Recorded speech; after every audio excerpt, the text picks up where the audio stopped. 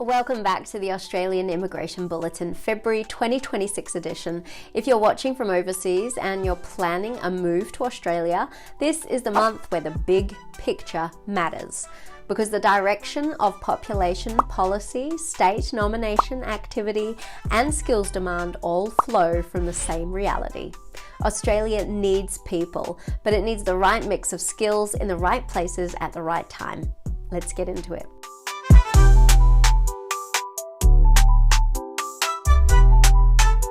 First up, federal news. New Australian Bureau of Statistics population data confirms Australia's population was 27,614,411 at 30th of June 2025, with annual growth of 420,100 made up of 114,600 natural increase and 305,600 net overseas migration. Now here's the practical takeaway if you're a skilled applicant. Australia's migration settings don't move in isolation. When net overseas migration is the major driver of growth, the system naturally becomes more focused on workforce planning, housing capacity, and where migrants settle. So if you're choosing between pathways, it's not just which visa is easiest, it's which pathway matches what Australia needs right now.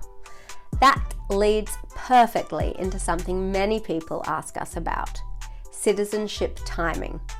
In general terms, most people work towards citizenship after they become permanent residents, and residency rules matter. The big teaching point here is simple: don't plan your timeline based on the best case processing assumptions. Plan it based on eligibility rules and build buffer time for processing, travel, and documentation. Now, state and territory news. If you're offshore, yes, many state and territory programs still consider offshore skilled workers, and February's update includes a number of programs indicating they're open or moving through allocations. The teaching moment here is important. If you want state nomination, you don't apply once and hope. You treat it like an active campaign. Keep your EOI accurate and current, track each state's criteria and evidence requirements, and be ready to move quickly if an invitation window opens.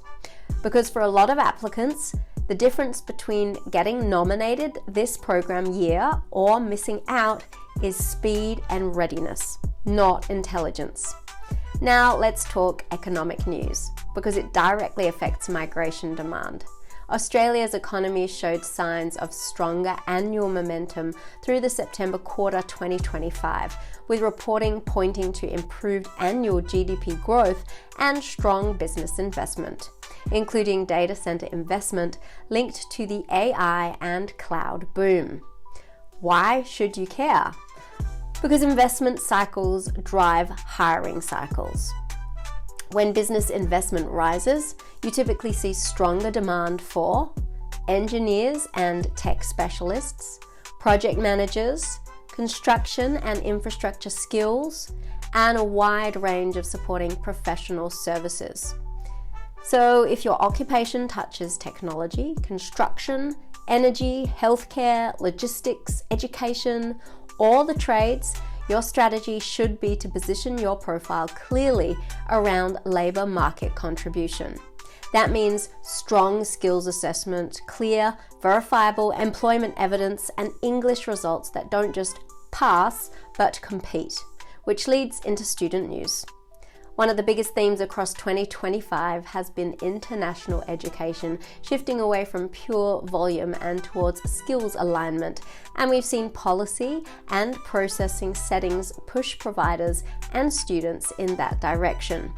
Also worth noting, Australia's student visa application charge is widely reported as having increased substantially, and official industry guidance has cited a 2,000 Australian dollar student visa application charge. Teaching moment for students and future students. If you're thinking study first, migrate later, your plan needs to be skills-led from day one.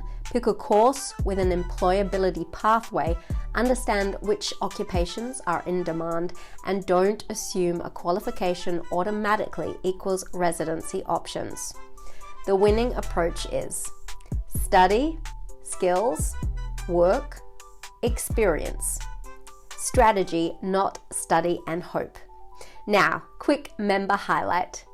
Inside the members area this month, you'll find the full federal breakdown, the state-by-state updates and links, and the detailed context you'll want if you're planning your next 60 to 90 days of action. And before we wrap up, a quick My Story spotlight from this month, because it's a reminder that success in Australia is often as much about how you show up as what's written on paper.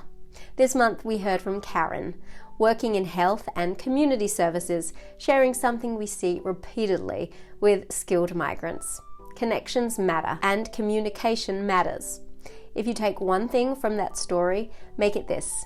You can be highly skilled, but if you can't communicate your value clearly in English, especially in interviews and workplace settings, you're making the pathway harder than it needs to be. Alright, that's your February 2026 update. If you want the full breakdown, head into the members area and read the bulletin in full. And as always, like this video, subscribe so you don't miss next month's updates, and comment below with your occupation and whether you're applying offshore or onshore, because that helps us tailor what we cover next. See you in the next bulletin.